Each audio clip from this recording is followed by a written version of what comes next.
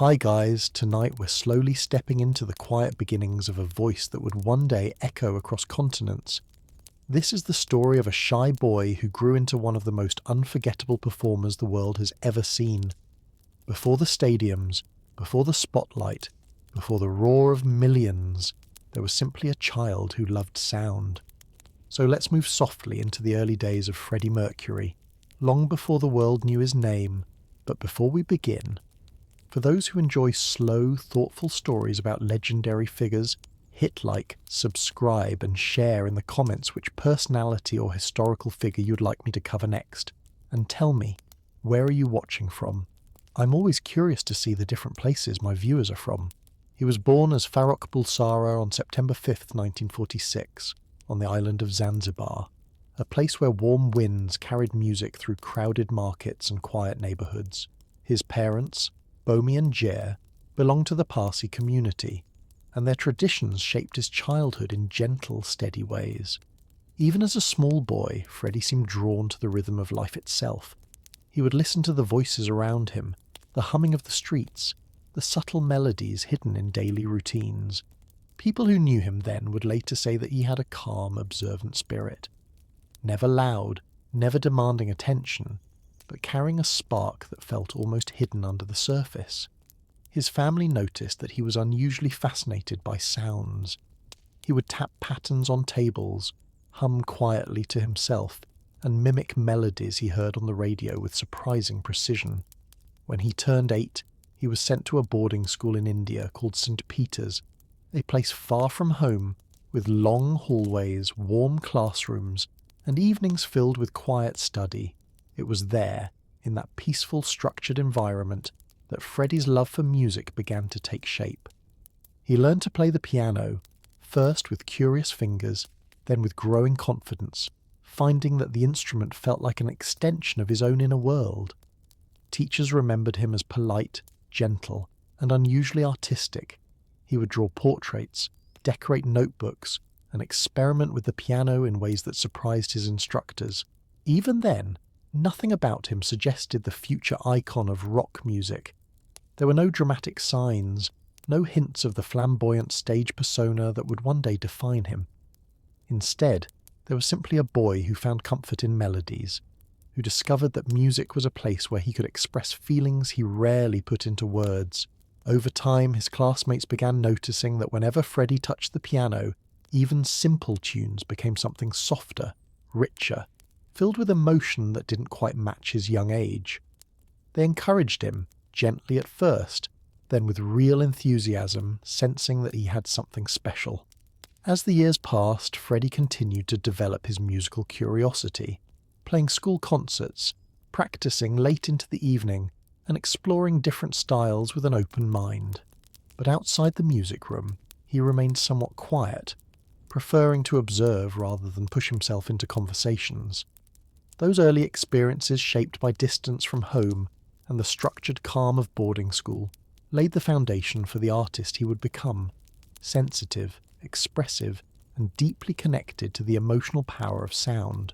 For now, though, the world still knew him only as Farrokh, a young student discovering the first hints of a voice that, one day, would conquer the world. As Freddie moved into his early teenage years at St. Peter's, the quiet rhythm of boarding school life continued shaping him in subtle, meaningful ways. The long afternoons spent in music rooms, the echo of piano keys in empty halls, and the gentle encouragement of teachers all helped him grow more confident in his abilities. He joined the school choir, not because he wished to stand out, but because singing felt natural to him, like an instinct he had carried since childhood. Over time, his classmates began asking him to perform at small school events, and although he was still shy, he agreed, discovering that music gave him a different kind of courage, one that allowed him to step forward without feeling overwhelmed. During these years, Freddie also formed his first band, a small school group called the Hectics. Their performances weren't grand or polished, but they brought him joy, and his friends quickly realized he had an unusually expressive presence even in simple rehearsals. They remembered how he would close his eyes when he played, fully absorbed in each note, as if the world outside the music temporarily faded away. Though he was never loud or demanding, he carried an inner intensity that slowly began revealing itself through his performances. The school environment, with its balance of structure and creative freedom, allowed him to explore this part of himself safely. Even so, none of them imagined he would one day transform into a global icon. To them, he was simply Freddie, a talented, kind student with a quiet spark. Outside the music room, his life remained calm and predictable. Early mornings, classes, shared meals, evening study hours. Yet within that routine, he found small moments to dream, sketching ideas, practicing piano progressions, and imagining distant futures he never spoke aloud. The world around him was changing too. Political tensions in Zanzibar and the shifting tide of global events would soon alter the course of his life entirely. But at this stage, he remained sheltered in the soft, steady rhythm of childhood, unaware that soon he would be forced to leave behind his school, his friends, and everything familiar. For now, though, the seeds of his future had already taken root, quietly, steadily, in the hands of a boy who simply wanted to make music. When Freddie returned home from St. Peter's, the world around him felt different, heavier with uncertainty, and far removed from the quiet structure of his school years. Zanzibar was going through political tension that grew stronger with each month, and although he was still young, he sensed the unease in his parents' voices and in the hurried conversations held behind closed doors. Music remained his sanctuary during this time. Whenever the atmosphere around him felt unsettled, he would retreat to the piano, losing himself in melodies that eased the weight of everything he didn't yet understand. His parents supported his artistic inclinations, but they also hoped he would follow a stable path, something traditional and secure. Freddie, however, felt that music wasn't just a hobby anymore. It was becoming the core of his identity, something he leaned on during moments of confusion or fear. In 1964, when political violence erupted on the island, the Bulsara family made the difficult decision to leave Zanzibar and move to England. The journey itself felt like a turning point for Freddie. As the ship carried them away from the warm air of his childhood home, he stood on the deck and watched the shoreline fade into the distance, unsure of what awaited him. England greeted the family with cold winds, unfamiliar streets, and a culture that felt almost overwhelming at first. For Freddie, the transition was both challenging and strangely invigorating. He enrolled at Isleworth Polytechnic, where he quietly observed everything: the accents, the music trends, the fashion, the energy of a country that pulsed with change. The British music scene was transforming quickly, filled with new bands, bold ideas, and a level of freedom he had never experienced before. Freddie felt drawn to it immediately, sensing that this was a world where he could finally express the parts of himself he had always kept hidden. He practiced piano for hours in small rented rooms, studied his favourite artists, and slowly began imagining a future that revolved entirely around music. Though he was still reserved in daily life, something inside him was shifting, growing more certain and more courageous with each passing month. He knew he didn't yet have the platform, the connections, or the path forward, but he carried a quiet belief that someday, somehow, he would find a way. This period of transition, filled with unfamiliar streets and new beginnings, marked the silent awakening of the artist he would become. As Freddie settled into life in England, he found himself surrounded by an atmosphere that felt both intimidating and inspiring. The grey skies, the constant drizzle, and the unfamiliar culture could have easily made him feel out of place. Yet there was something about the energy of London that stirred him in a way nothing else ever had. He spent long afternoons exploring music shops, flipping through records, and absorbing every sound that echoed from speakers. The British rock scene was exploding. The Beatles, the Rolling Stones, the Who, and each new song felt like a doorway into a world that Freddie desperately wanted to belong to. Despite his quiet demeanour, he carried a growing restlessness, a desire to push past the boundaries that had once contained him. He enrolled at Ealing Art College, where he studied graphic design. But what truly captivated him was the creative spirit that pulsed through the school. Students dressed boldly, spoke openly, dreamed freely, and challenged the norms around them. For Freddie, this was a revelation. It offered him a chance to reinvent himself slowly, piece by piece, without judgment. He began experimenting with fashion, letting his clothes express what his voice hadn't yet said out loud. He spent evenings at underground clubs, watching live bands, studying their presence, their confidence, the subtle ways they connected with audiences. Although he didn't speak much during these outings, he absorbed everything like a sponge. People who met him around this time remembered him as charming yet gentle, someone who didn't seek attention but naturally drew interest because of his expressive eyes and thoughtful manner. Freddie also began forming friendships with musicians who shared his passion. He admired their courage, the way they got on stage without hesitation, and he secretly wished he could do the same. His voice, still mostly unknown to others, was something he practiced quietly in rented rooms or empty college halls, pushing it further each week, discovering new tones, new colours, new possibilities. There was strength there, a rawness he hadn't fully revealed yet. As he grew more confident, he started attending rehearsals of local bands, sometimes helping move equipment, sometimes offering small ideas, always observing every detail. He believed that understanding the structure of performance was just as important as having talent. His notebooks from this period were filled with sketches of stage outfits, potential band names, and ideas about how sound and visual style could work together to create something unforgettable. Though he had not yet stepped into the spotlight, the transformation was underway. Quiet, steady, inevitable. He was no longer the shy boy from Zanzibar or the reserved student at St. Peter's. He was becoming someone new, someone bold, someone willing to risk everything for a dream that was still unspoken but deeply felt. And even though life remained uncertain, Freddie sensed that he was moving closer to the place where his true journey would begin. Freddie's time at Ealing Art College became the bridge between who he had been and who he was slowly becoming. As the months passed, he grew increasingly immersed in the creative rhythm of London, a city where every street seemed to hum with possibility. He spent long evenings sitting in small cafes, sketching ideas that blended style, emotion, and sound. Even though he was studying graphic design, his mind was always drifting back to music. It followed him wherever he went, in the beat of footsteps on the pavement, in conversations overheard on buses, in the rising and falling notes of songs floating out of record shops. Music wasn't simply something he enjoyed. It was becoming the language through which he understood the world. And in the warm, buzzing atmosphere of the college, he found people who encouraged him to explore that language more deeply.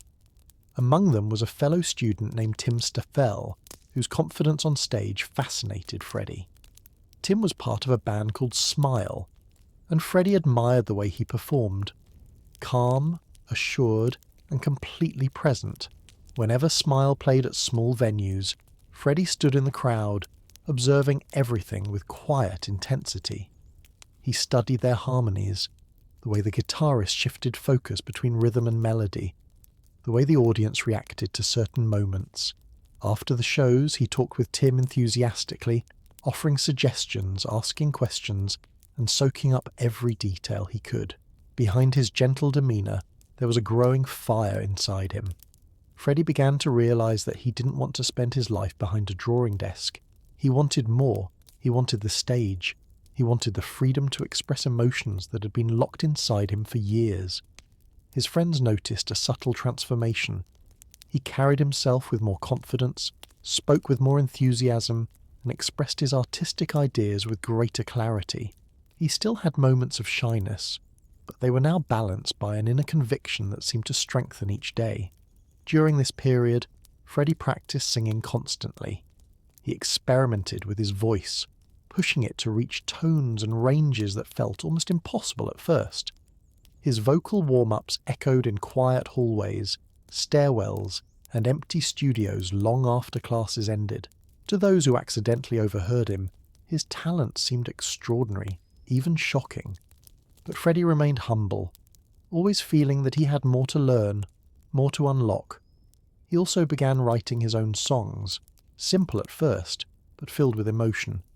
His melodies carried hints of the dramatic flair that would one day define him, even though he didn't fully realize it yet. At night, he lay on his narrow dorm bed and imagined what it would feel like to stand in front of thousands of people, sharing the music that lived in his head. These dreams didn't frighten him. They comforted him, giving him direction when uncertainty crept in. And then, almost quietly, life began arranging itself around his growing ambition. His path intersected more often with Tim's bandmates, guitarist Brian May and drummer Roger Taylor, two musicians whose talent impressed him deeply. Freddie felt drawn to their precision, their discipline, their passion for crafting songs that resonated. Little by little, the idea formed in his mind that someday he might create something with them, something greater than anything he could accomplish alone. At this point, the future was still uncertain, the road ahead long and unpredictable.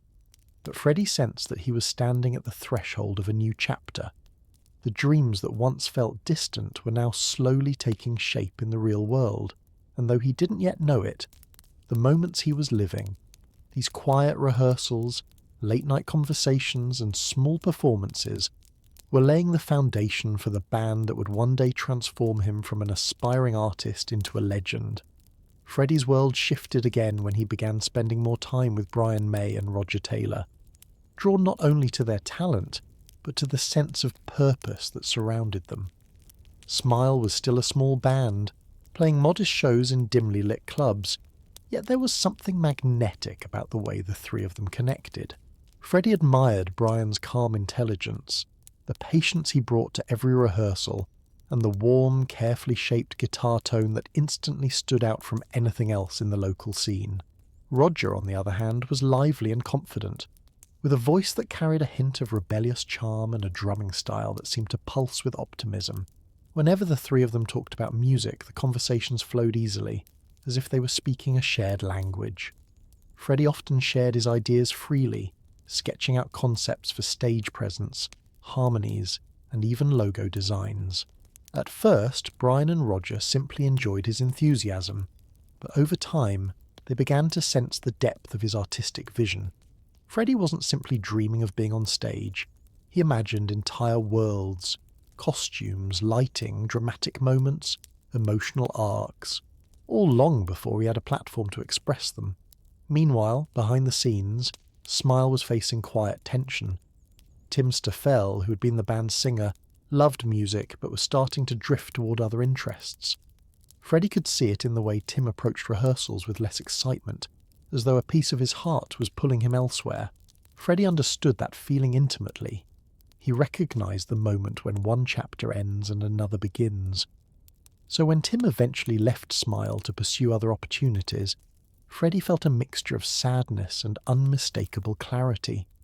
He didn't want to push himself into the empty space, but he felt drawn to it, as though fate had been gently nudging him in that direction for years. Brian and Roger, unsure of their next steps, continued to rehearse casually. But Freddie encouraged them not to give up. He spoke softly, yet passionately about what the band could become, how their different strengths could blend into something entirely new. And somewhere in those conversations, a turning point emerged. Brian and Roger began asking Freddie to try singing a few songs with them, just to see how it felt. The first rehearsal was held in a cramped, echoing room that smelled faintly of dust and old amplifiers. Freddie stood at the microphone with quiet determination, his fingers gripping the stand, his heart beating steadily. When he began to sing, Brian and Roger looked at each other with stunned expressions. Freddie's voice, powerful and expressive, filled the room in a way neither of them expected. It wasn't just the strength of his range, it was the emotion behind every note. His voice carried warmth, urgency, vulnerability, and confidence all at once, weaving together qualities that felt larger than the space they were standing in. By the end of the rehearsal, the three of them knew something extraordinary had happened. The air felt charged, as though the future had shifted in a single afternoon. They didn't need to say much. The understanding settled naturally between them. It was the beginning of something new, something that didn't yet have a name but already carried the promise of greatness. Freddie walked home that evening with a quiet sense of fulfillment. the kind that comes when a long-hidden truth finally finds its place in the world. He didn't celebrate or rush to tell anyone. Instead, he simply smiled to himself, letting the moment settle gently into his memory. Deep down, he recognized that this was only the start. The road ahead would be long, and the world had not yet heard his full voice. But for the first time, he could feel the pieces of his life coming together, forming a path that felt undeniably right. With Freddie now stepping into the role of lead singer, the newly forming group felt an energy they had never experienced before. There was no official declaration, no dramatic announcement. It simply happened naturally, as though the band had been waiting for this alignment all along. Rehearsals became more focused, and ideas began flowing effortlessly between the three of them. Freddie brought not only his powerful voice but a fresh sense of identity, urging Brian and Roger to think bigger, dream wider, and push beyond the boundaries of what small local bands typically attempted. He often spoke about building a sound that was both grand and intimate, something that combined raw emotion with theatrical depth. His imagination seemed endless, one moment sketching elaborate stage outfits, the next humming new vocal lines or proposing changes to arrangements. Brian and Roger, both disciplined musicians, found themselves energized by Freddie's enthusiasm. They had the technical foundation. He had the vision. Together they felt like they were uncovering a musical language none of them could have created alone. Still, despite the growing excitement, the reality they faced was modest. They played in small spaces, student halls, local pubs, tiny venues lit by a handful of flickering bulbs. The crowds were small, sometimes only a dozen people, mostly friends and strangers wandering in from the street. Yet even in these humble settings, something remarkable began to happen. Freddie performed with the same intensity he imagined bringing to a massive stadium. He moved boldly, even though there was hardly enough room on stage. His voice, rich and mercurial, filled each corner of the room as though the walls themselves were listening. People who attended those early shows often remembered the surprise they felt when Freddie opened his mouth to sing. His presence was transformative. Suddenly, the tiny venue felt larger, fuller, brighter. Even those who had never heard his name before sensed they were witnessing a beginning. Off stage, however, their lives remained ordinary in many ways. The three of them carried equipment through narrow alleyways, loaded heavy amplifiers into borrowed vans, and rehearsed in rooms so cold in the winter that they had to keep their coats on. They had day jobs, responsibilities, and the constant uncertainty that shadows young artists. But through it all, there was a shared belief, quiet yet unshakable, that they were building something meaningful. Freddie in particular felt this conviction deeply. He understood that every moment, every rehearsal, every experiment, every late-night conversation about music was shaping the future they could almost feel forming around them. He spent hours refining his stage presence, practicing movements, exploring vocal dynamics, and studying how great performers commanded attention. He wasn't imitating, he was learning the mechanics of connection, the emotional threads that tie an audience to a singer. Meanwhile, he encouraged Brian and Roger to consider not only the sound they were creating, but the image as well. He believed that music was more than notes. It was atmosphere, character, storytelling. Slowly, the band's identity began to crystallize. Their sound grew more distinctive, blending Brian's soaring guitar, Roger's rhythmic precision, and Freddie's emotional range into something that felt both powerful and deeply human.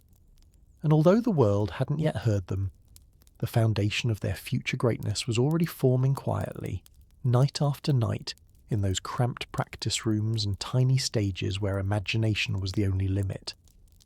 What none of them fully realized then was that they were standing at the very edge of a transformation, one that would soon bring them a name, a direction, and a destiny far beyond anything they imagined in those early, hopeful days. As the band continued to evolve, their conversation shifted towards shaping a true identity, something that would reflect who they were and what they dreamed of becoming. Freddie, more than anyone, felt the importance of a name. He believed that a band's name carried weight, a sense of destiny, and the power to set a tone long before the first note was heard. For weeks, he tossed around ideas, scribbling possibilities into notebooks, testing how they sounded when spoken aloud, imagining how they might look printed on posters. Some names were too simple, others too dramatic, and a few felt promising but lacked the emotional depth he was searching for. Then, almost unexpectedly, one word surfaced in his mind, a word that felt bold, striking, and quietly regal. Queen. At first, Brian and Roger weren't entirely sure. The name was unusual, theatrical, and carried a sense of grandeur that felt far bigger than the small rooms they were playing in at the time. But the more Freddie explained it, the clearer the vision became. He described the name as something powerful yet diverse, a blend of elegance and rebellion, a title that could stand proudly on its own while leaving room for endless artistic expression. He spoke of how it evoked a feeling rather than a definition, how it carried a certain confidence that matched the performances they hoped to deliver one day. Slowly, the idea settled into the band like a piece of a puzzle snapping into place. The name felt daring, yes, but it also felt right. With the name came a renewed sense of purpose. They weren't just a group of musicians playing local gigs anymore. They were building something with direction, something they could shape together from the ground up. Freddie especially felt the shift deeply. The name allowed him to imagine the band not as something temporary, but as a living creation, capable of evolving, expanding, and becoming iconic in its own way.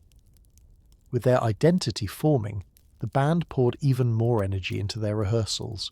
They spent long nights exploring harmonies, testing arrangements, and polishing their growing list of original songs. Brian's guitar work became increasingly distinct, carrying emotional weight in every solo. Roger refined his drumming into a dynamic blend of precision and power, adding layers of texture to their music. Freddie, embracing his new role completely, worked tirelessly on his vocal technique, aiming for a range that could move seamlessly from delicate softness to explosive strength.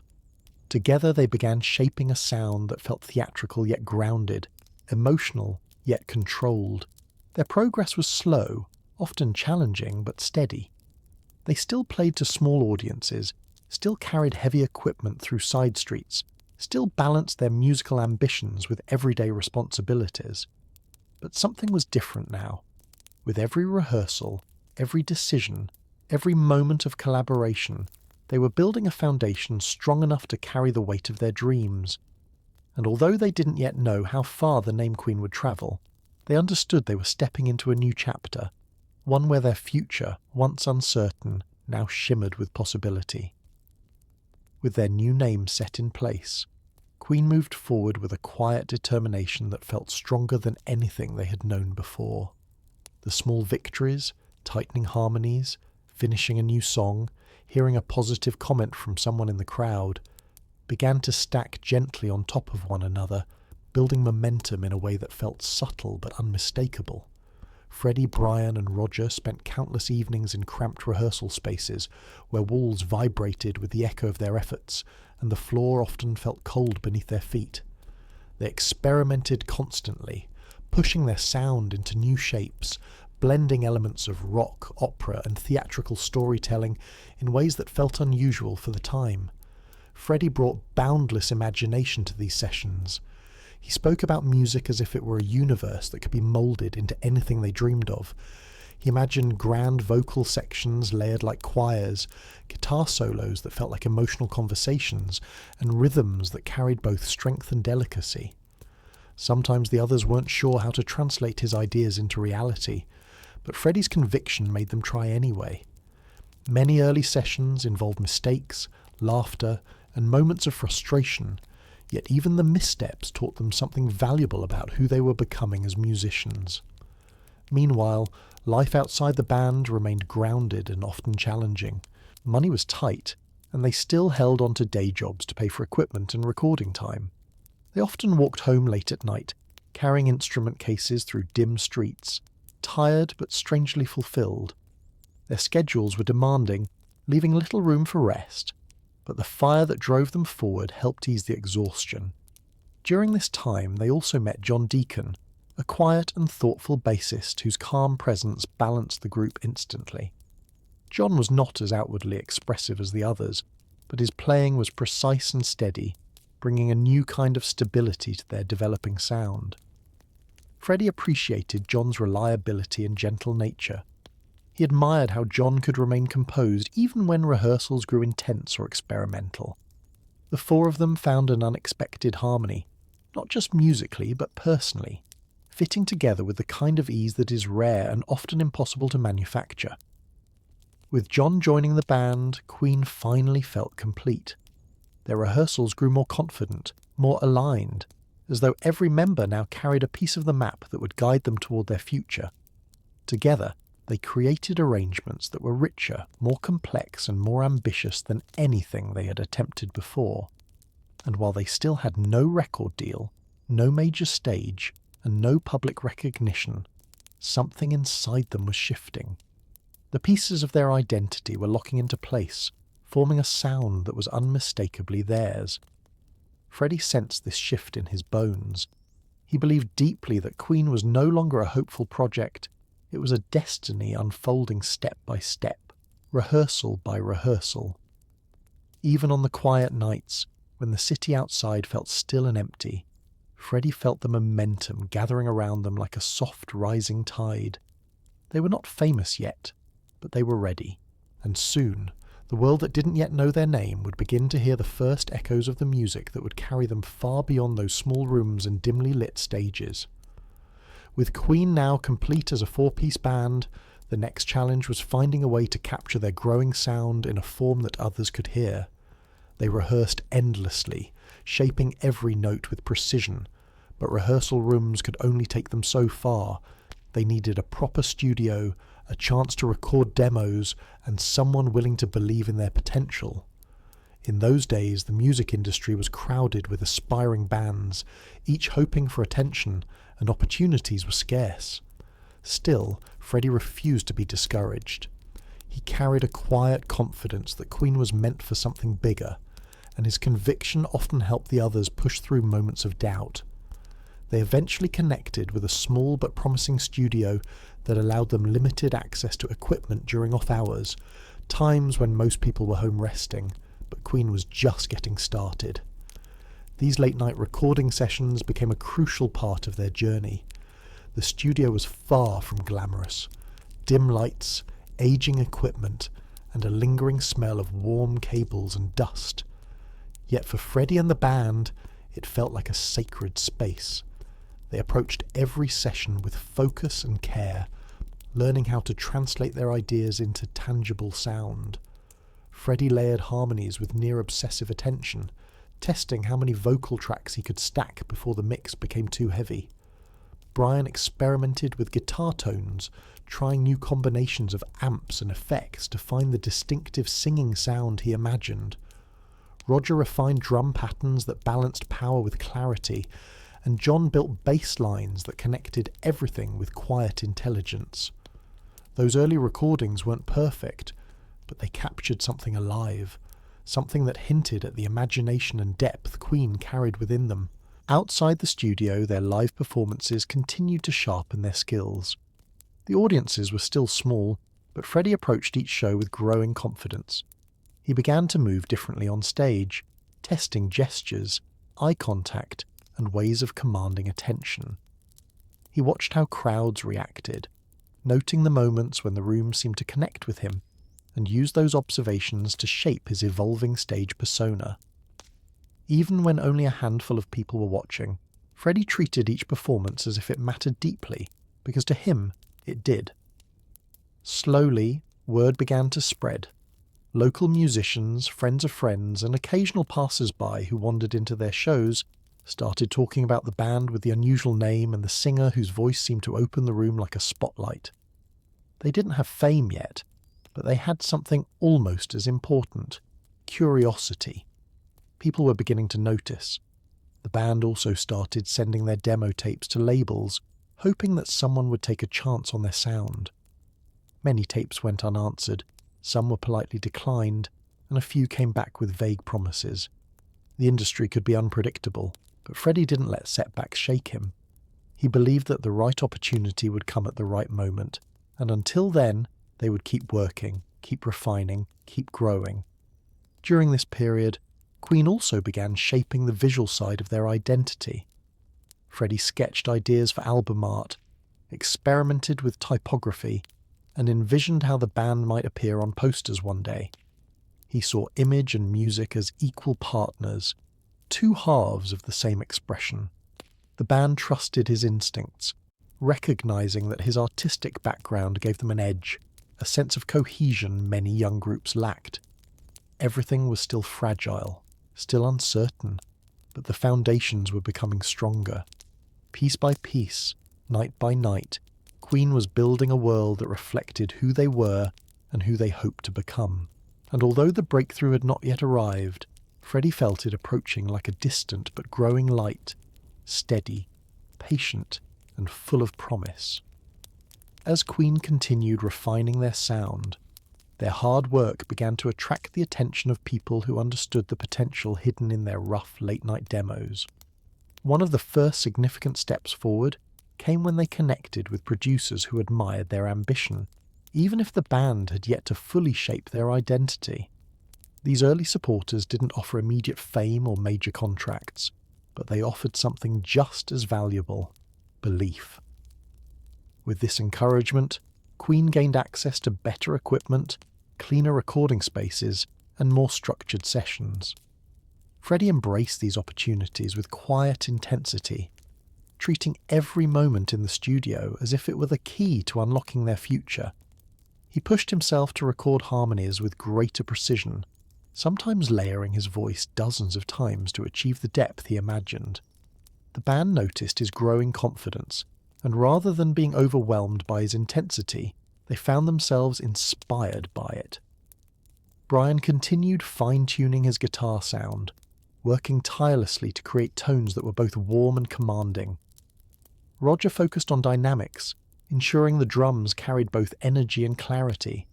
John, steady and thoughtful, built bass lines that supported every melody without ever demanding attention.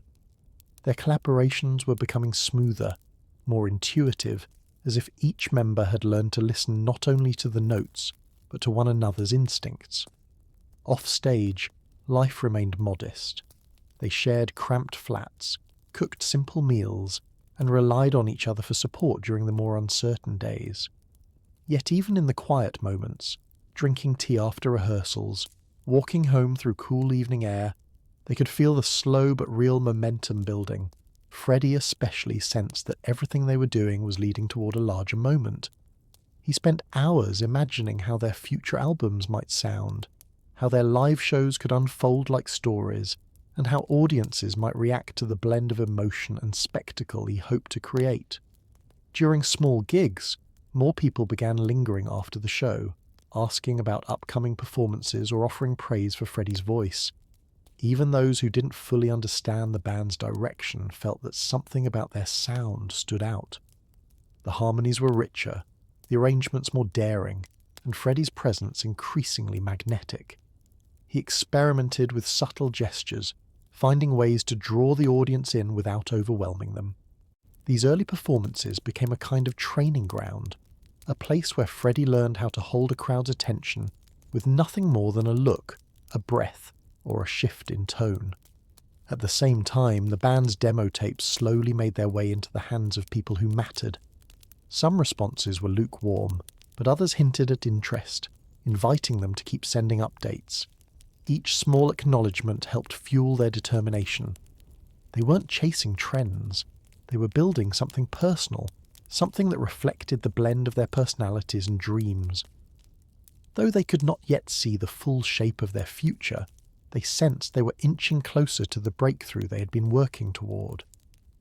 And in these quiet, hopeful moments of creation, Queen learned one of the most important truths of their journey: that greatness often begins not with applause or grand opportunities, but with persistence, patience, and the unwavering belief that one day the world would finally notice what they were capable of.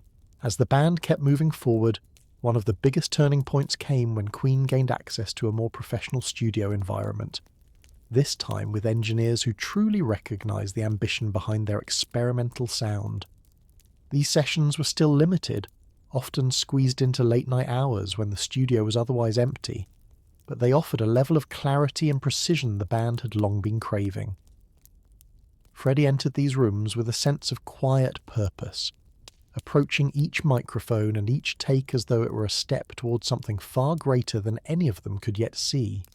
He worked tirelessly, shaping harmonies with patience and vision, layering vocals with meticulous care. Brian, too, used the improved setup to refine his guitar tone even further. He explored ways to make his melodies soar without overwhelming the mix, creating textures that added warmth and emotion to every track.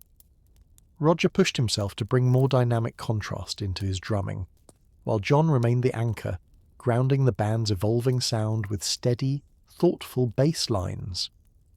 These sessions also revealed just how naturally they worked together. Even when faced with long hours or technical challenges, the four of them found a rhythm in the process. They communicated with brief glances, small gestures, or a simple nod, understanding each other's instincts with growing ease. The world outside remained unaware of the brilliance forming within those studio walls, but inside the band felt the spark of something powerful. Still, progress was slow. Record labels continued to hesitate, unsure of how to categorize their unique mix of theatricality and rock. The industry preferred predictable formulas, and Queen did not fit neatly into any of them. But instead of compromising, Freddie encouraged the band to lean even further into their identity. He spoke gently yet confidently about the importance of authenticity, how they should create music that felt true to who they were, even if it meant waiting longer for recognition. During this period, Queen's live performances also began to grow in complexity. They experimented with longer sets, new arrangements, and dynamic transitions that challenged typical club audiences. Freddie's stage presence continued to evolve as well. He became more expressive, more fluid, finding joy in the subtle interplay between performer and audience. Even when the venues were small, he treated each gig as though it were part of a larger story. People who attended these shows often left with a sense of discovery, feeling they had witnessed something unusual and quietly remarkable. Slowly their fan base began to expand, not through hype or promotion, but through genuine admiration. Listeners appreciated the unusual harmonies, the precision of the arrangements, and the emotional range Freddie brought to even the simplest of songs. Word spread from one person to another, and soon Queen was no longer just another local band. They were becoming a name that inspired curiosity and conversation. Meanwhile, Freddie continued shaping the visual aspects of the band with the same dedication he brought to the music. He imagined album covers with bold symbolism, developed ideas for stage lighting, and worked on logos that represented the mixture of strength, drama, and elegance he believed defined Queen. His artistic background allowed him to think not only as a musician but as a storyteller, weaving visual and musical threads together into a single cohesive identity.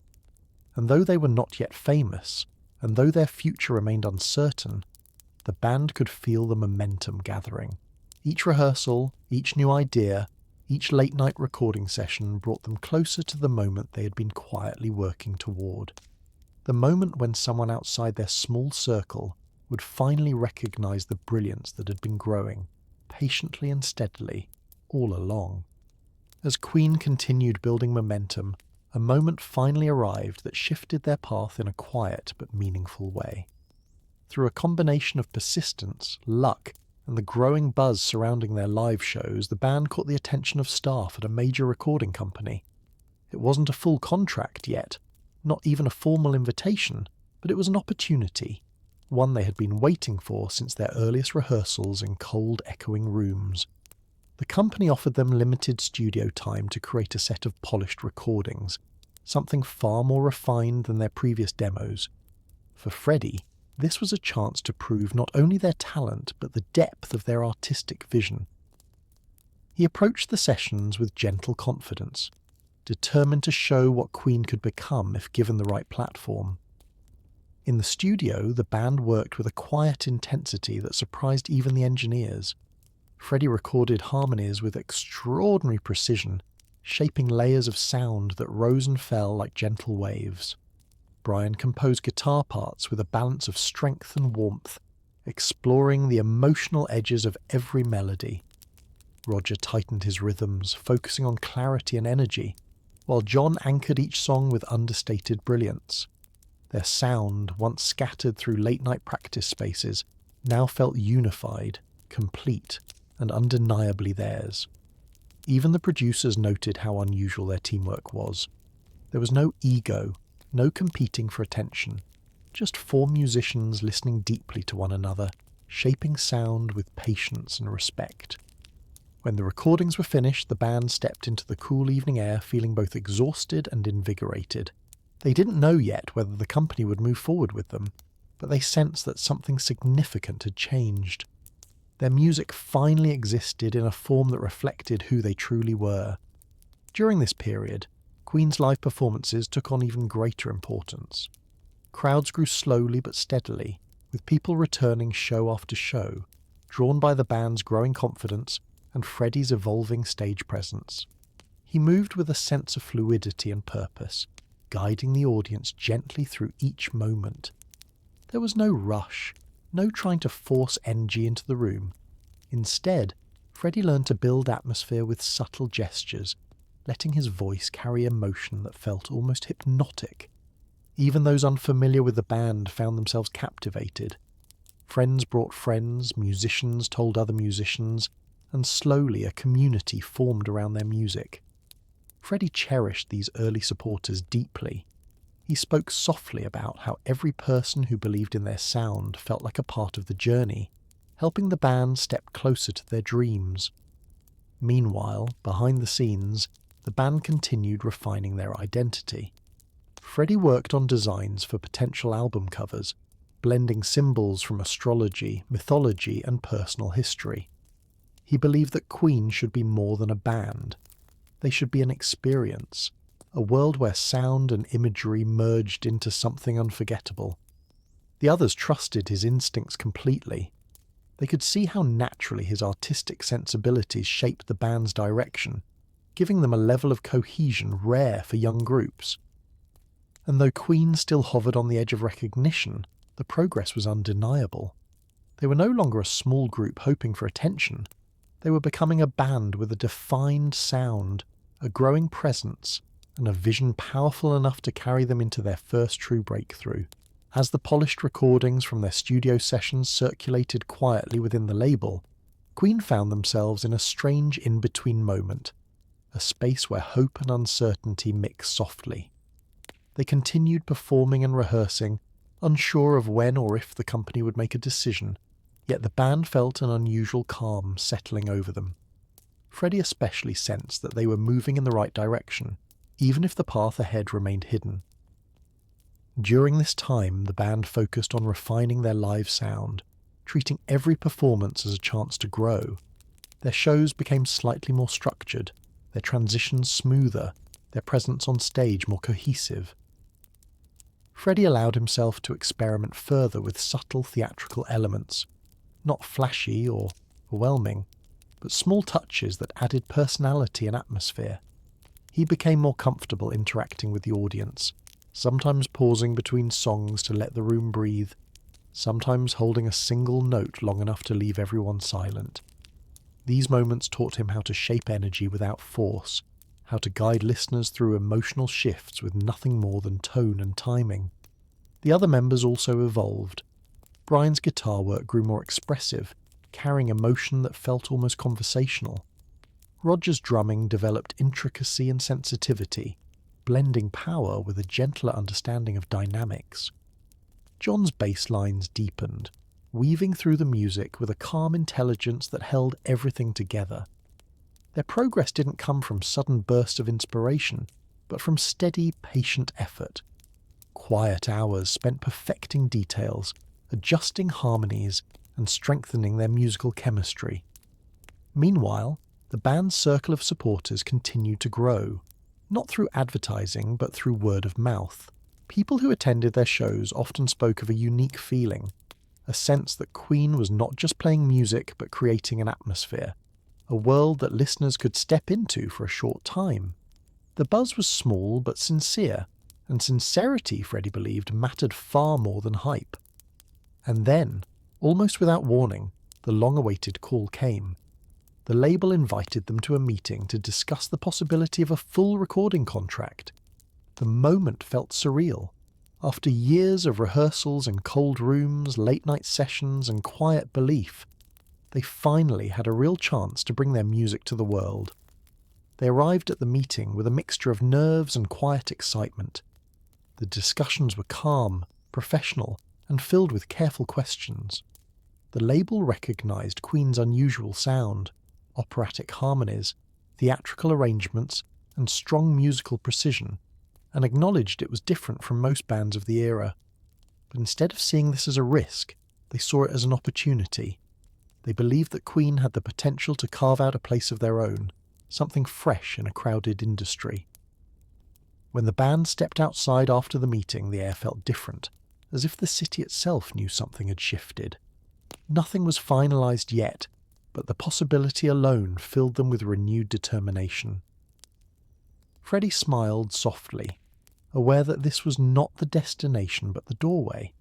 Their dreams, once distant and fragile, now felt close enough to touch. For the rest of the evening, the four of them talked about the future.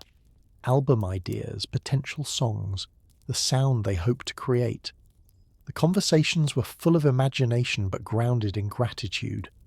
They knew the road would still be challenging, but for the first time, they could see a clear path ahead. Queen was no longer just trying to be heard. They were preparing to become a band whose voice might soon echo far beyond the small rooms where everything had quietly begun. In the weeks following their first meeting with the label, Queen entered a period of quiet anticipation. Nothing was signed yet, but the tone of the conversations suggested that the opportunity was real. Freddie carried this hope with a gentle certainty, not rushing or celebrating prematurely, but allowing himself to feel the calm excitement that comes when years of effort finally begin to open into possibility. The band continued to rehearse with renewed clarity, knowing that each session might soon become preparation for something larger than anything they had done before. Freddie focused intensely on refining his vocals, experimenting with textures and emotional tones he hadn't explored before. He aimed not just for power but for depth, learning how to convey softness, longing, triumph, and quiet vulnerability depending on the moment. He believed that a singer's job wasn't to impress but to communicate, to carry listeners through a journey with honesty and imagination. Brian and Roger shared this mindset.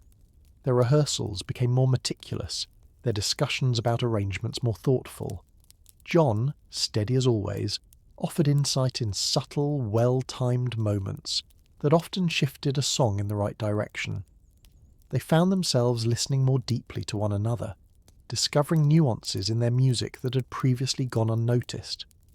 The potential record deal sharpened their focus, but it didn't change who they were. Instead, it reassured them that the long nights and countless hours spent experimenting had not been in vain. When the official call finally came, inviting them back to finalize the agreement, the band felt a mixture of disbelief and quiet gratitude. At the label's office, papers were reviewed, details clarified, and expectations outlined. The company believed Queen had something rare, an ambition that matched their talent, and they were willing to take a chance. Freddie listened carefully to every word, not out of fear but out of respect for the journey they were stepping into. When the contract was finally signed, the moment was surprisingly calm.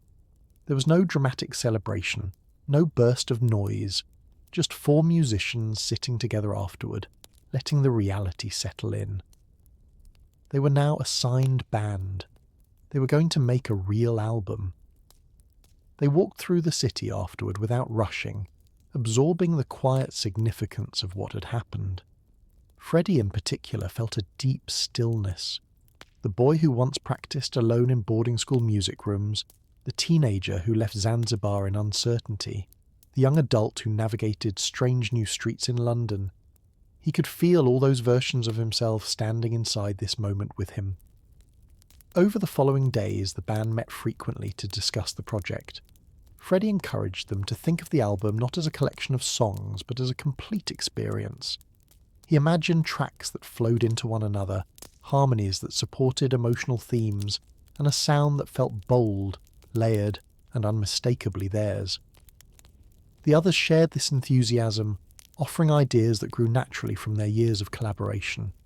Their vision became clearer with every conversation. The album would reflect who they truly were: ambitious, theatrical, precise, and deeply connected to one another's strengths. And although they knew challenges still lay ahead, tight schedules, long studio days, financial strain, they felt ready. For the first time, the world had opened its door. All they had to do now was step forward and prove that the voice they carried, the sound they had shaped in patience and hope, deserved to be heard.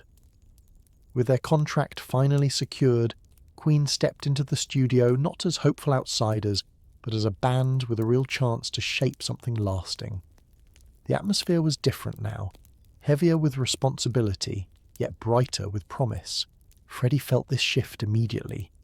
He approached the studio door with a quiet breath, aware that everything they had worked toward was beginning here, in these rooms filled with cables, microphones, and the faint hum of anticipation. The band met with producers to outline the recording plan, discussing schedules, song selections, and the overall vision for the album. Freddie listened closely, offering ideas only when they genuinely mattered, choosing his words carefully. He believed that collaboration worked best when rooted in respect, and the producers quickly noticed his ability to articulate artistic direction without overpowering the room. As recording began, the band discovered how different the professional process felt compared to their previous late-night sessions. Every take required precision, every vocal harmony had to blend perfectly, and every instrument needed to sit naturally within the mix. It was demanding, but Freddie embraced the structure with surprising calm. He recorded vocal sections repeatedly, adjusting phrasing, tone, and emotion as the producers guided him. Brian explored a wide range of guitar textures, experimenting with rich, warm layers that highlighted his melodic instincts. Roger balanced power with subtlety, adapting his drumming to create room for vocal harmonies, while John's bass lines brought consistency and clarity to each track. The band quickly realized how their individual strengths complemented one another in this environment, forming a sound that was unmistakably theirs. Still, challenges surfaced. Long hours tested their patience, and disagreements over arrangements occasionally slowed their progress. But instead of letting frustration scatter them, they found ways to communicate more clearly. Freddie often helped ease tension, sensing the emotional temperature of the room and guiding discussions with a calm confidence. He understood that the album would only succeed if everyone felt heard. Outside the studio, life remained simple. They returned home exhausted, often carrying the day's melodies in their minds long after they stopped recording. Freddie spent evenings reviewing lyrics, reworking lines until they felt honest and complete. The others practiced parts quietly in their rooms, preparing for the next session with quiet determination. Yet despite the fatigue, no one doubted the significance of what they were creating. Gradually the album began to take shape. The songs carried a mixture of theatrical flair and emotional sincerity, reflecting both Freddie's imaginative vision and the band's unified musicianship. Layers of harmonies unfolded like soft waves, guitar solos rose with expressive clarity, and rhythms grounded each track with steady warmth. As they listened to the rough mixes for the first time, the room fell into a gentle silence. The music wasn't perfect yet, but it was real, alive with potential, filled with a depth none of them had fully realized until now. Freddie felt a soft pride settle over him, not loud or boastful, but warm and steady. They were creating something that felt authentic, something that carried the essence of who they were. And even though the world had not heard these songs yet, he knew that once it did, the band's journey would never be the same. As the recording sessions continued, the band found themselves settling into a rhythm that felt both challenging and deeply fulfilling. Each day brought its own blend of technical demands and creative discoveries, and Freddie approached every moment with a calm intensity that impressed everyone around him. He learned quickly how to use the studio as an instrument, not just a place to capture sound, but a space to shape emotion.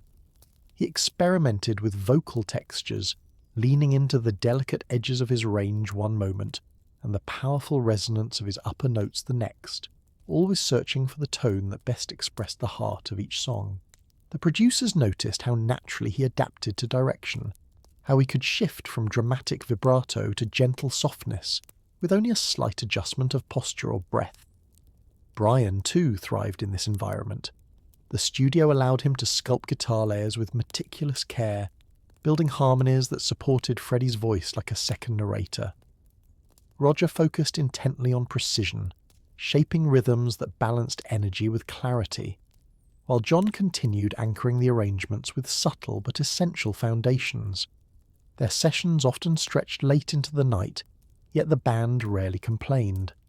Instead, they moved through the process with quiet determination, each member contributing ideas that helped elevate the album's growing shape. When tensions rose, usually from exhaustion rather than conflict, Freddie's ability to read the room proved invaluable. He sensed when someone needed encouragement, when a break was necessary, or when a fresh approach could dissolve frustration. His presence kept the atmosphere grounded, reminding everyone why they were there. Outside the studio, life felt strangely suspended. Days blurred together in a gentle haze of rehearsals, recordings, and brief moments of rest.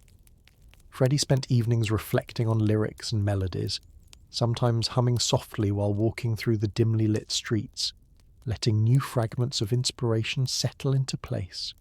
He often found comfort in these quiet walks, feeling the weight of the city around him, while carrying within him the growing certainty that the band was creating something meaningful. As the album neared completion, early mixes revealed the depth of what they had built.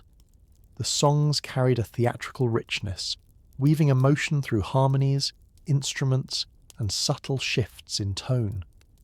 Listening to the unfinished tracks, the band felt a mixture of pride and disbelief.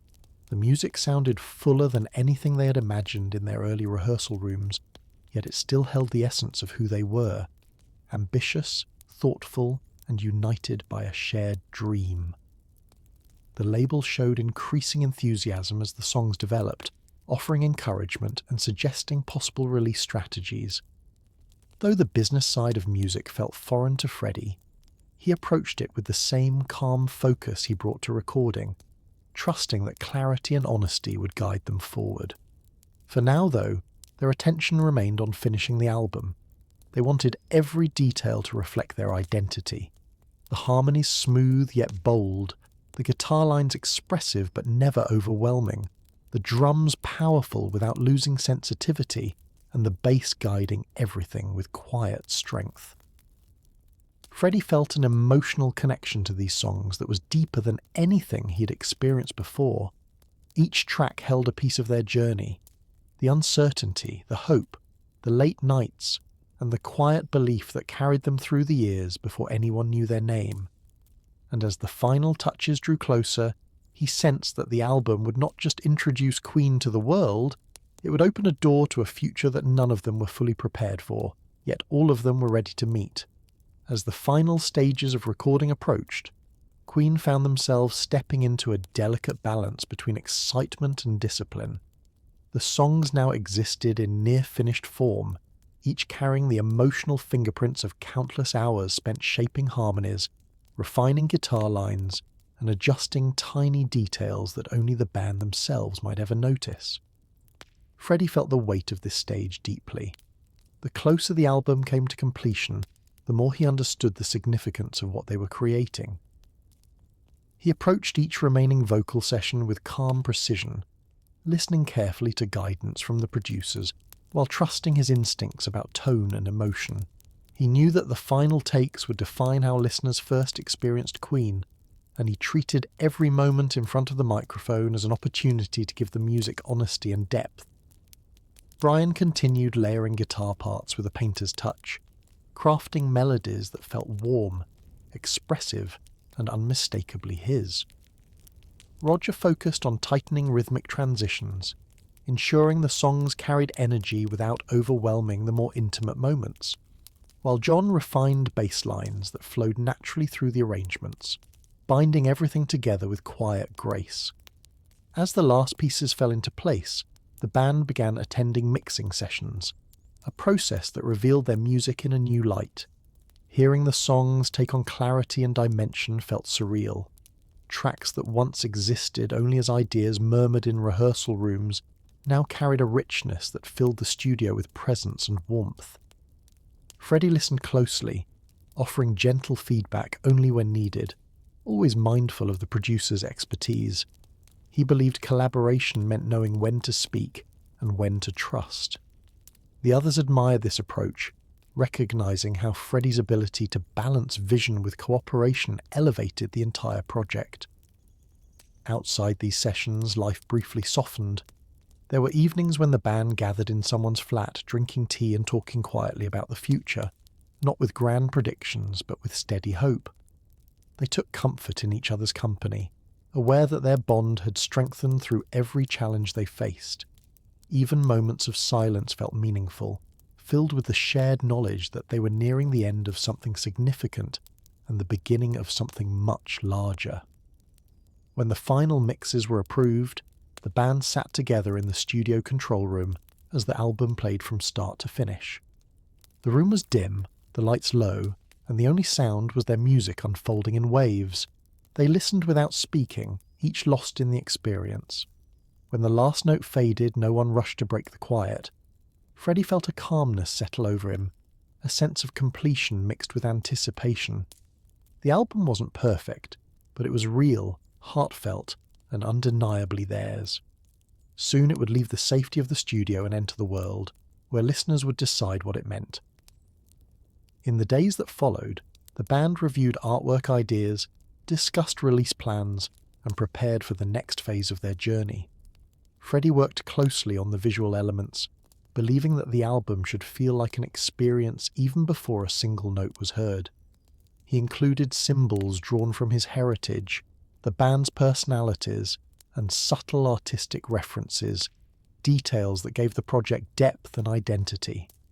And when everything was finally approved, the music, the artwork, the release schedule, it felt like the end of a long, quiet chapter. Freddie, standing outside the studio one evening, breathed in the cool air with a soft sense of gratitude. They had created something honest, something filled with soul. And now, for the first time, the world was about to hear the voice he had carried with him for so many years. When the album finally moved into production, Queen entered a phase that felt both thrilling and strangely quiet. For the first time in years, there were no late-night studio sessions, no urgent deadlines, no endless rehearsals waiting around the corner. Instead, they found themselves in a moment of stillness, watching as their work shifted from creation to anticipation. Freddie felt this transition deeply. He had spent so long shaping the sound of the album that letting go of the process felt both liberating and surreal. He trusted what they had created, yet a small part of him wondered how listeners would react to music that had grown so personally meaningful to the band. The release date drew closer, and promotional work began. Interviews, photos, and early conversations with journalists introduced Freddie to a new kind of performance, one where words mattered as much as music. He learned to express the band's vision calmly and thoughtfully, explaining their approach without revealing too much. He understood that mystery held value, that letting listeners discover the music on their own terms would make it more powerful. The band also prepared for live performances that would support the album. Rehearsals felt different now, more focused, more intentional. These were not just practice sessions, they were preparations for the moment when the world would finally see Queen as a fully formed band. Freddie paid close attention to transitions, pacing, and how each song flowed from one mood to the next. He wanted their shows to feel cohesive, almost like stories told through sound rather than words. During these rehearsals, Freddie continued to refine his stage presence. He learned to move with purpose, allowing confidence to emerge not from loud gestures, but from controlled energy. His connection with the others strengthened as well. Brian, Roger, and John responded naturally to his cues, building a sense of unity that made their performances feel more alive. When the album was released, the band didn't expect an immediate explosion of attention, and they were right. The response came slowly, quietly, like a soft ripple spreading across water. But the listeners who did discover the album spoke of it with genuine admiration. They praised the harmonies, the theatrical arrangements, and the unique blend of emotion and precision. Small reviews appeared in local publications, offering thoughtful words that felt encouraging rather than sensational. And gradually, radio stations began playing their songs, not constantly, but regularly enough that their name started appearing in conversations. Queen felt the shift, subtle but unmistakable. Their audience grew just a little larger, their shows a little fuller, their presence a little stronger. Freddie approached this growth with gentle gratitude. He didn't rush or expect too much. Instead, he allowed the journey to unfold naturally, appreciating each step for what it was. The success was modest, but it was real. They were no longer an unknown band hoping to be heard.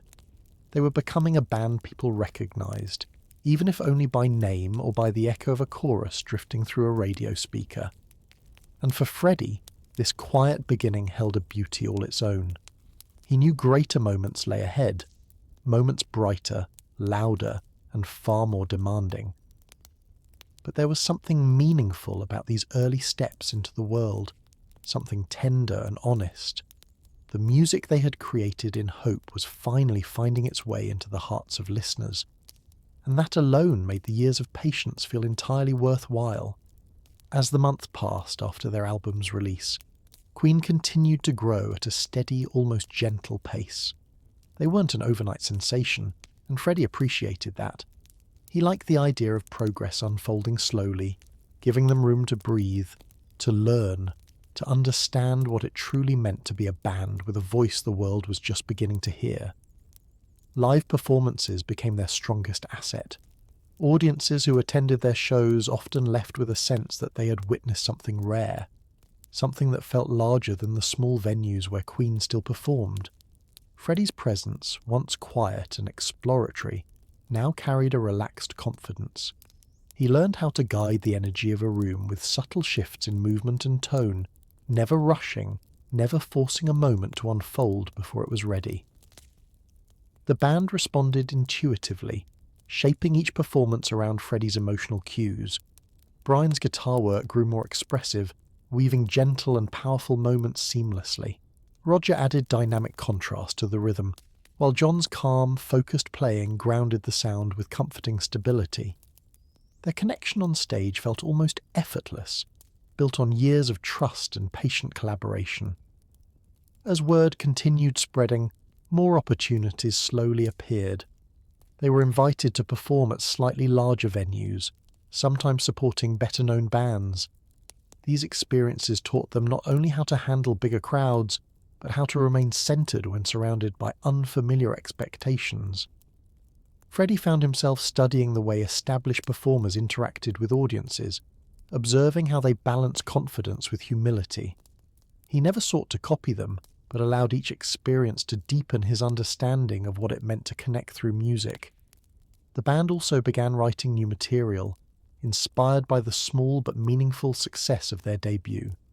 Their creative sessions felt more fluid now, guided by a clearer sense of identity. Freddie often arrived with melodies humming gently in his mind, while Brian brought riffs shaped by late-night practice. Roger offered rhythmic ideas filled with energy, and John contributed thoughtful bass patterns that tied everything together. These early drafts weren't rushed. They were shaped slowly, with care, like pieces of a larger puzzle gradually revealing a new chapter in Queen's voice.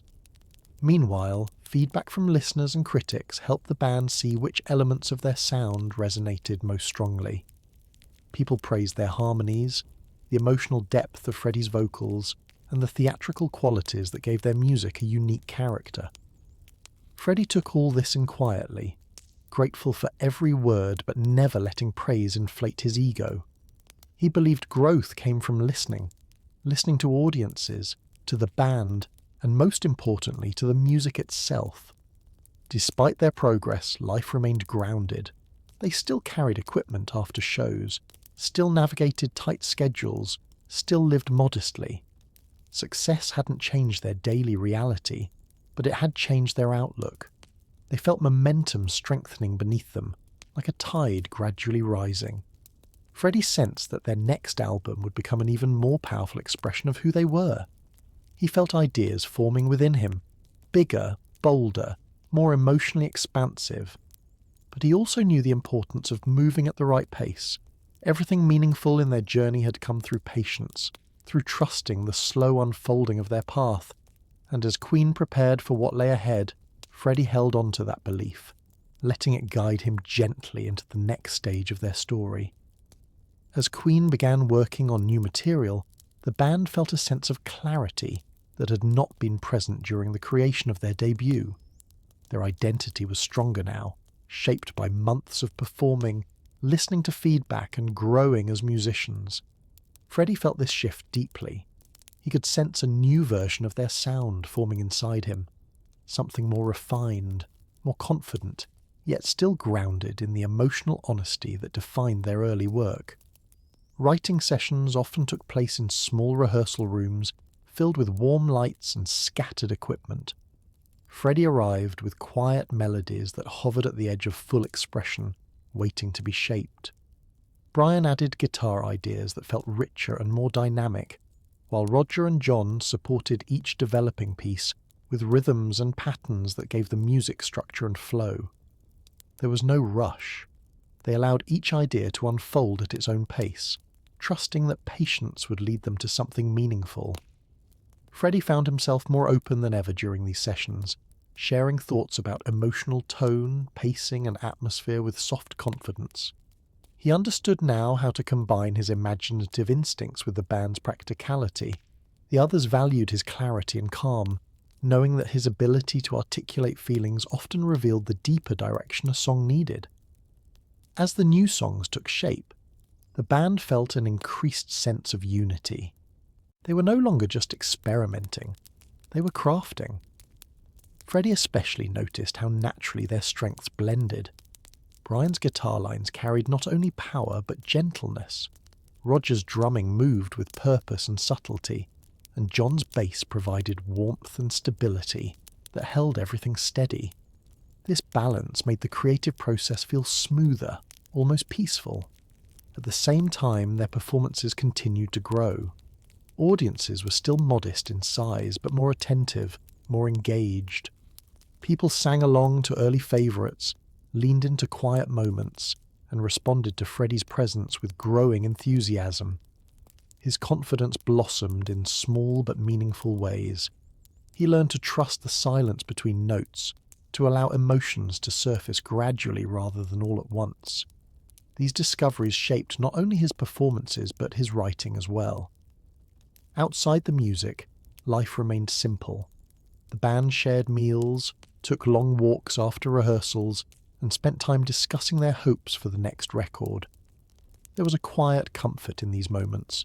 They weren't overwhelmed by fame, nor distracted by expectations. They were still close to their roots, still aware of how fragile and precious their progress was. Freddie cherished this stage deeply. He understood that once true fame arrived, everything would change. The pace would accelerate, the crowds would grow, and the quiet moments that allowed them to develop gently might become harder to find. For now, though, they were in a rare in-between space, a place where they were no longer unknown, yet still protected by the calm of early success. As they prepared to enter the studio once again, the band felt ready. Their sound had evolved, their bond had deepened, and their creative direction was clearer than ever. Freddie sensed that the next album would mark a true turning point, not through sudden brilliance, but through the steady unfolding of everything they had learned together. And as he closed his notebook one evening, listening to a soft melody drift through his mind, he felt a quiet certainty settle within him. The world was beginning to listen, and soon Queen would give it something unforgettable. When Queen entered the studio to begin recording their second album, the atmosphere felt noticeably different from their earlier sessions. They were still a young band, but now they carried the quiet confidence of musicians who understood their identity and trusted their instincts. Freddie felt this shift immediately. He walked into the studio with a calm awareness that they were no longer experimenting in the dark. They were building on a foundation they had patiently shaped through years of rehearsing, performing and learning. The new sessions were smoother, more focused. Freddie recorded vocals with greater clarity, exploring emotional nuances he had only begun to discover on the first album. He paid attention not just to pitch and tone, but to the subtle expressions that made each phrase feel alive. Brian developed guitar parts that felt bolder and more ambitious, while Roger introduced rhythmic ideas that carried a more confident pulse. John, always steady, crafted bass lines that supported the band's expanding sound with gentle precision. Their teamwork felt effortless, not because the work was easy, but because they had learned how to listen deeply to one another. Freddie cherished the calm structure of these sessions. He no longer felt the same pressure he had during their debut. Instead, he approached each song with a sense of purpose, understanding how each small detail contributed to the larger emotional landscape of the record. When disagreements arose, they navigated them with patience. Their bond had strengthened to the point where differences felt like natural steps in the process rather than obstacles. Outside the studio, their reputation continued to grow. Audiences were larger now, more familiar with the band's presence and increasingly enthusiastic. Fans who had discovered Queen through their first album followed their progress closely, attending performances with curiosity and genuine support. Freddie felt grateful for these listeners, sensing a connection with them even in the early stages of fame. He appreciated the way they leaned into the music, responding not only to the louder, more energetic moments, but also to the quiet ones. As the new album took shape, the band began to sense that they were stepping into a new phase of their journey, one where their sound would reach further and speak to more people. They still lived modestly, still carried their own equipment, still walked through the city unnoticed, but there was something different in the air, a sense of movement, of expansion, of momentum gathering beneath the surface. Freddie could feel it most of all. He knew they were close to creating something that reflected not only their skill, but their growth as artists. The songs had more depth now, more emotion, more space, more intention. They weren't just making an album, they were shaping a voice that felt bigger than the four of them combined. And even though the world had not yet heard this new chapter, Freddie sensed that when it did, everything would shift again. For now, though, he embraced the quiet beauty of the process, the long hours, the calm discussions, the shared sense of purpose. The music was unfolding gently, steadily, with a kind of patience that had always defined Queen's rise. And Freddie knew that this slow, deliberate path was exactly what made their journey meaningful. As the sessions for their second album progressed, Queen began to notice how naturally their ideas flowed together. There was a deeper sense of trust now, a quiet understanding that each member brought something essential to the music. Freddie felt this harmony every time they stepped into the studio. The process no longer felt like a struggle to define themselves. It felt like a gentle unfolding, an opportunity to let their sound grow into the shape it had been moving towards since the earliest days of rehearsals. Freddie approached each vocal take with a calm focus, allowing himself to explore not just technique but feeling. He softened certain lines, added quiet strength to others, and experimented with tones that carried both vulnerability and confidence. His voice was becoming more versatile, more expressive, shaped not by pressure, but by steady growth. Brian's guitar arrangements expanded in scope, weaving delicate harmonies with moments of clear power. Roger contributed rhythmic textures that gave the songs movement without overwhelming their emotional core, while John crafted bass lines that felt thoughtful and grounding. Together, they created an atmosphere that felt richer and more intentional than anything they had recorded before. As the album moved closer to completion, the band continued performing live, noticing a gradual shift in the audience's response. People listened more closely now, recognizing songs even before they were formally released. Freddie felt a new kind of connection emerging during these shows, one that wasn't based on spectacle or fame, but on sincerity. He allowed the music to guide his movements, trusting that authenticity mattered more than perfection. The crowd seemed to sense this. They leaned into the performances with warmth and curiosity, drawn not only to the sound but to the emotional presence the band brought to the stage. Between shows and studio sessions, the band spent quiet evenings discussing their hopes for the album. They didn't predict massive success, but they felt confident that the music reflected who they were becoming.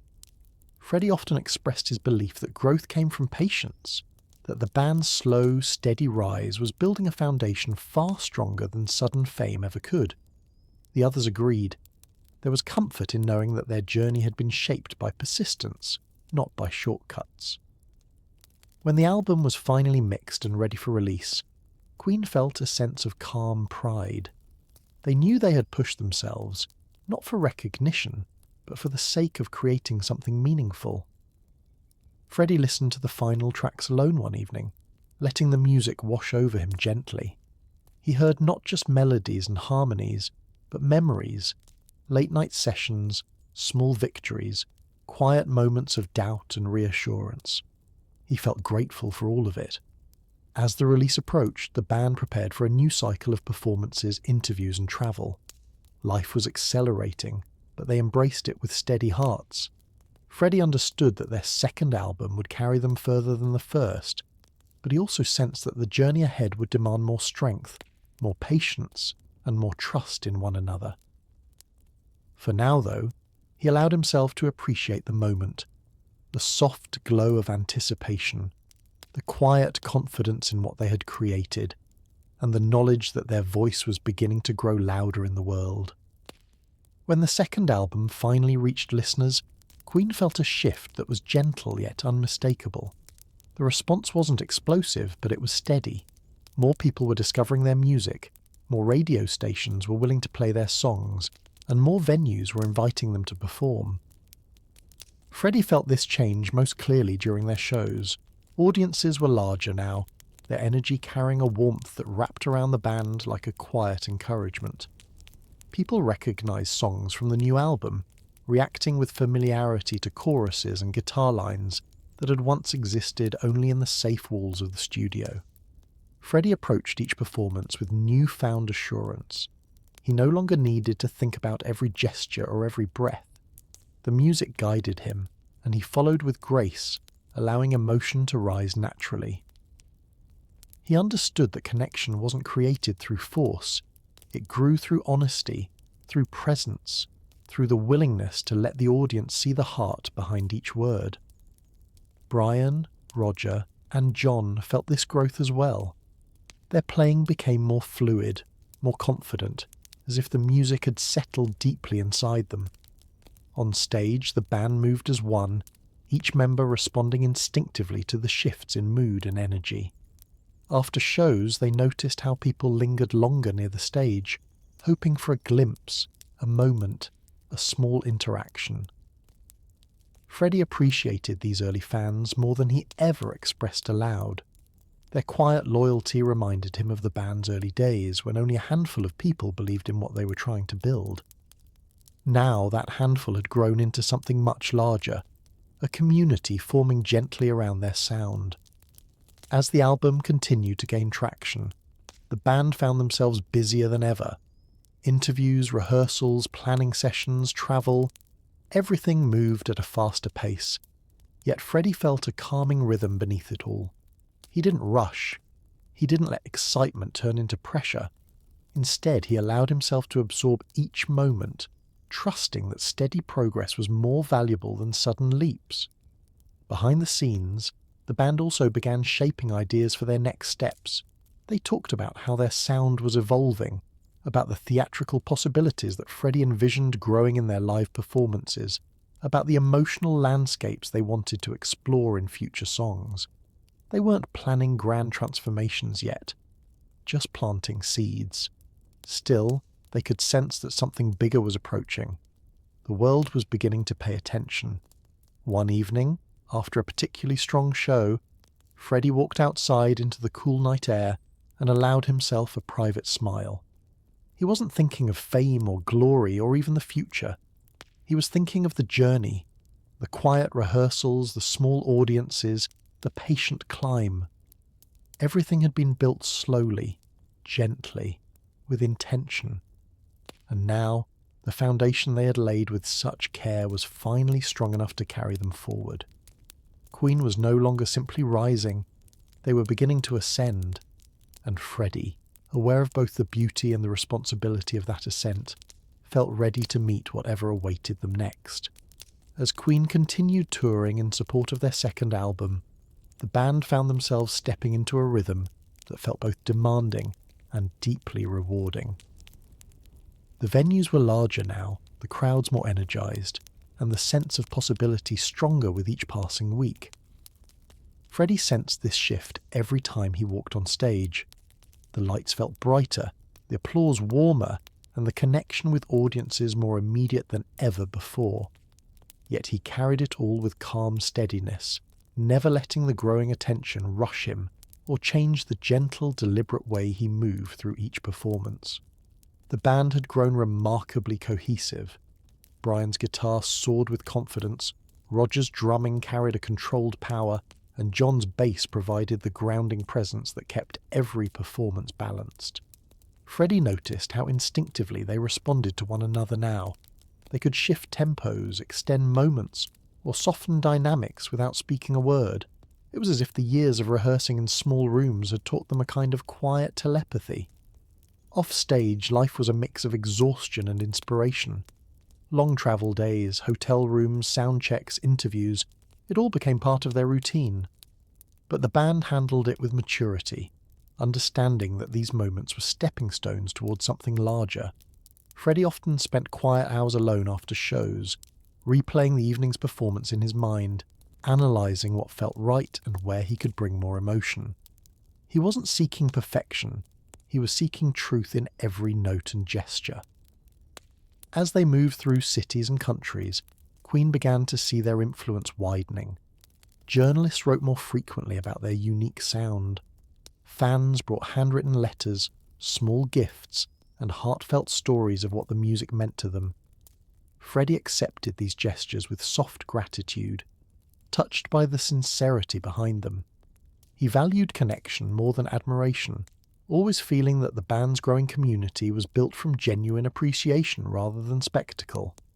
The band also found themselves discussing their artistic future more frequently. Freddie felt ideas forming inside him, bigger, more theatrical concepts, harmonies that climbed higher, arrangements that pushed boundaries. He shared these thoughts slowly and thoughtfully, not wanting to rush the band into a new direction, but sensing that evolution was inevitable. Brian and Roger were enthusiastic, eager to explore their expanding musical possibilities, while John offered his quiet insights that often grounded their ambitions in practicality. Despite their growing success, Queen remained anchored in the mindset that patience had always guided their journey. They didn't chase trends or rush decisions. Instead, they followed the steady rhythm that had carried them from small clubs to rising stages, and as the second album's tour reached its final stretch, Freddie felt a calm certainty settling over him. They had grown, undeniably. Their sound had matured, their audience had expanded, their bond had strengthened. But he sensed they were on the edge of a much bigger leap, one that would not just elevate their music, but redefine it. For now, though, he embraced the quiet beauty of transition. They had climbed steadily, step by step, building a foundation without skipping any part of the journey. And Freddie, always aware of the deeper arc of their story, felt ready for the next chapter, whatever shape it chose to take. As Queen wrapped up the final shows of their tour, the band returned home carrying a sense of quiet accomplishment. They had grown in ways that were subtle yet unmistakable, and Freddie felt it in every part of his being. The long nights on the road, the shifting crowds, the small interactions with fans, all of it had shaped them into a band with purpose, direction, and an evolving voice. But with the tour behind them, they found themselves entering a rare moment of stillness, a pause before their next steps. Freddie welcomed this calm. He needed space to breathe, to reflect, to gather the ideas that had been forming in the back of his mind. During these quiet weeks, he spent time alone, humming new melodies softly in the corners of his home, letting them drift into shape without forcing them. These melodies were different from what he had written before. They felt larger, more theatrical, carrying emotional weight that seemed to reach beyond the band's earlier work. Freddie sensed something shifting inside him, a desire to explore new musical landscapes, to bring a deeper level of storytelling into their songs. Meanwhile, the band met regularly, discussing their plans with calm enthusiasm. They didn't want to repeat what they had already done. They wanted to grow, to push themselves gently but boldly into new territory. Brian brought early guitar themes that carried a sense of grandeur. Roger shared rhythmic ideas that pulsed with fresh energy, and John introduced melodic bass lines that hinted at a richer, more layered sound. Freddie listened, absorbing everything, recognizing how naturally their individual strengths were beginning to widen the band's creative scope. Their conversations weren't rushed. They explored possibilities slowly, allowing each idea to settle, expand, and take root. The label, recognizing the band's steady rise, encouraged them to aim higher with their next album. They offered more support, more studio time, more freedom to experiment. Freddie appreciated this trust, understanding how rare it was for a young band to receive such space to evolve. Still, he approached the new opportunity with calm discipline. He believed that growth came from clarity, not pressure. As writing sessions began, the band found themselves leaning towards songs with broader emotional range, pieces that blended softness with strength, intimacy with theatricality. Freddie focused deeply on lyrical themes, taking inspiration from personal experiences, quiet observations, and the emotional landscapes he carried privately. He wanted the new album to reflect not only their musical abilities, but their journey as individuals navigating the early stages of fame. Their rehearsals once again became a sanctuary, a space where they could shape sound freely, away from the rising attention outside. Freddie cherished these moments. They reminded him of their early days, when everything was built from patience and belief rather than expectation. And though life was changing around them, the bond within the band remained steady. By the time they were ready to enter the studio again, Freddie felt a steady certainty settling inside him. They were stepping into a new chapter, one that would require courage and imagination. But they had grown enough, individually and together, to meet it. Queen was ready to create something bigger, something bolder, something that reflected not just who they had been, but who they were becoming. And Freddie, standing quietly at the edge of this transformation, felt the gentle thrill of knowing that the best chapters of their story were yet to unfold. When Queen stepped back into the studio to begin working on their next album, the air carried a different kind of expectation. Quiet, steady, but undeniably present. Their previous successes had given them confidence, yet they approached this new chapter with the same grounded discipline that had guided them from the start. Freddie felt the weight of this moment in a calm, meaningful way. He understood that the band was moving toward a larger, more ambitious sound, one that demanded honesty, imagination, and patience. The early sessions were gentle and exploratory. Freddie spent long hours at the piano, coaxing melodies into form, letting small musical phrases unfold into something fuller. He leaned into his theatrical instincts more than ever before, imagining songs that carried emotional arcs, not just verses and choruses, but journeys. Brian, inspired by Freddie's expanding vision, experimented with guitar tones that pushed the boundaries of what they had done previously. He created layers that moved like waves, rising with intensity and falling into soft warmth. Roger introduced rhythmic patterns that felt more dynamic, while John crafted bass lines with greater melodic presence, adding depth to the band's evolving sound. Their sessions were filled with quiet excitement. Ideas emerged, shifted, and grew as they explored new combinations of harmonies and textures. Freddie encouraged the band to trust their instincts, reminding them gently that growth often came from following curiosity rather than sticking to what felt safe. The label visited occasionally, offering support without interfering, sensing that something unique was taking shape. Outside the studio, life accelerated in gentle but noticeable ways. Invitations to larger events increased, interviews became more frequent, and more magazines wanted to feature them. Freddie navigated this new attention with a balance of humility and quiet confidence. He understood that visibility was part of their journey, yet he never let it overshadow the work itself. He remained focused on the music, trusting that the rest would follow naturally. Their live performances during this period reflected their evolution. The crowds were larger, the applause stronger, and the excitement more palpable. Freddie's presence on stage grew more fluid, more expressive, as if each performance revealed a new layer of who he was becoming. Fans responded to this shift, sensing the sincerity behind every gesture and every note. After shows, the band often returned to their hotel rooms exhausted but satisfied, sharing soft conversations about the direction of their music. They knew the new album needed to carry more emotional weight, more ambition, and more of their combined identity.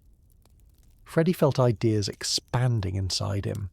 Grand vocal sections, dramatic contrasts, moments of vulnerability woven into bold arrangements. Yet he approached these visions with gentle focus, never rushing the process. Throughout these months, the band's bond strengthened further.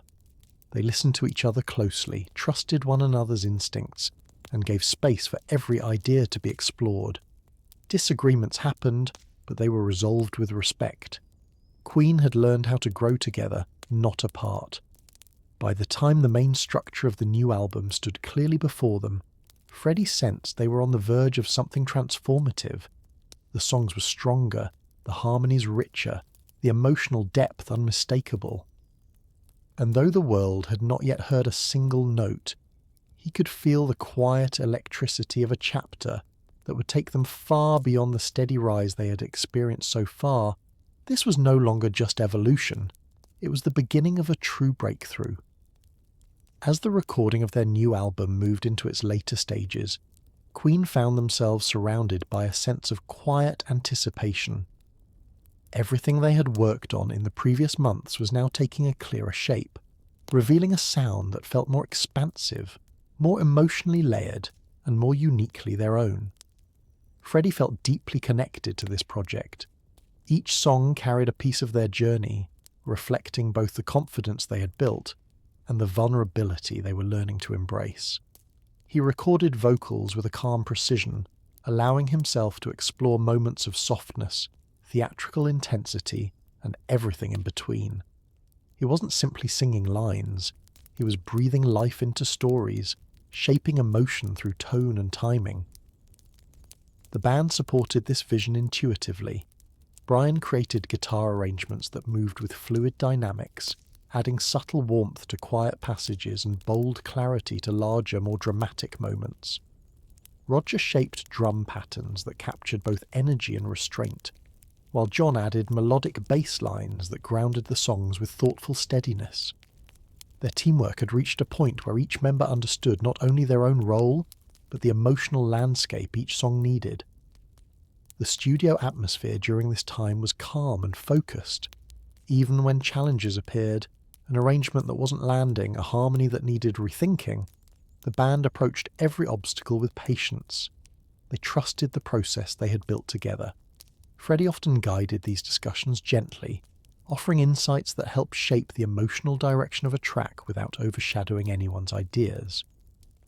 Outside the studio, the band felt the world's attention slowly increasing.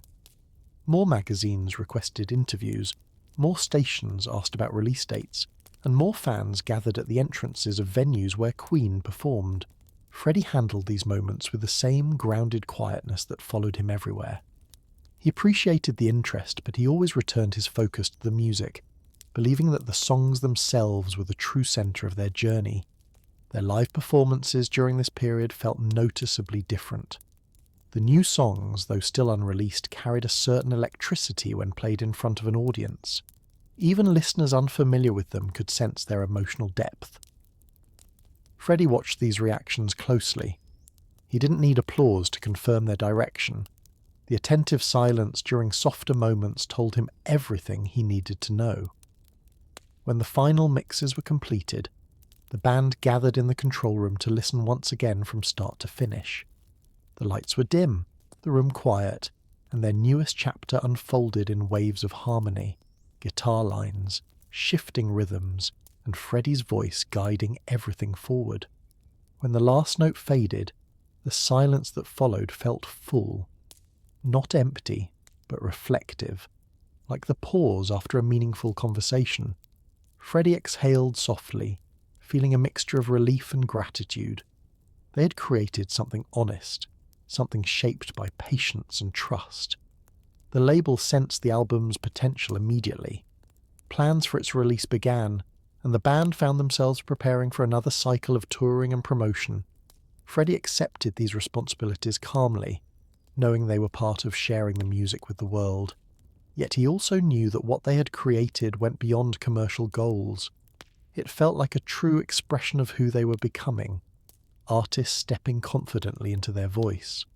And as he walked out of the studio that evening, Freddie felt the gentle certainty that this album would mark a turning point, one that would lift them from rising musicians to a band the world would soon recognise on a much larger scale.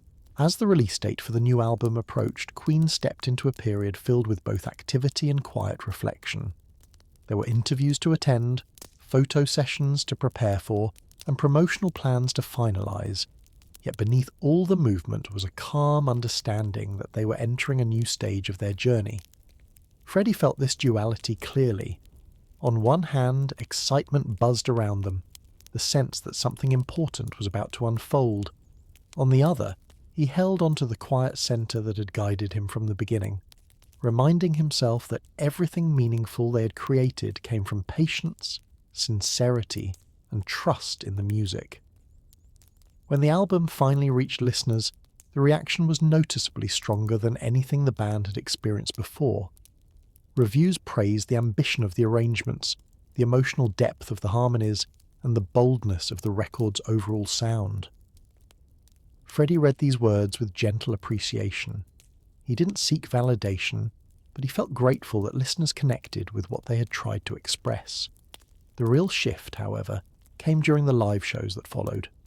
The venues were larger now, filled with crowds that brought an energy the band had not felt on such a scale.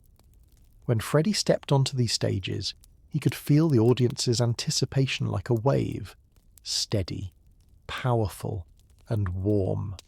He allowed himself to move with more freedom, guided not by nerves but by a growing sense of belonging. The new songs translated beautifully to the stage. Their theatrical structure, layered harmonies, and emotional arcs resonated with fans, drawing them deeper into the performance. Freddie watched the faces in the audience as they reacted, not only to the louder moments but to the quiet ones, where his voice softened and the music held its breath. These reactions affirmed something he had always believed, that connection came from truth, not volume. Outside the spotlight, the band continued adjusting to their rising visibility. Travel schedules grew more demanding, interviews became more frequent, and the pressures surrounding fame slowly began to creep in. Yet Queen handled these changes with the same steady approach that had shaped their early years. They talked openly, supported one another, and stayed focused on the music rather than the noise around it. Freddie especially understood the importance of remaining grounded. He often returned to simple routines after shows, warming down his voice, drinking tea, or writing small fragments of lyrics in a quiet corner of his hotel room. These moments helped him stay connected to the part of himself that existed long before fame arrived.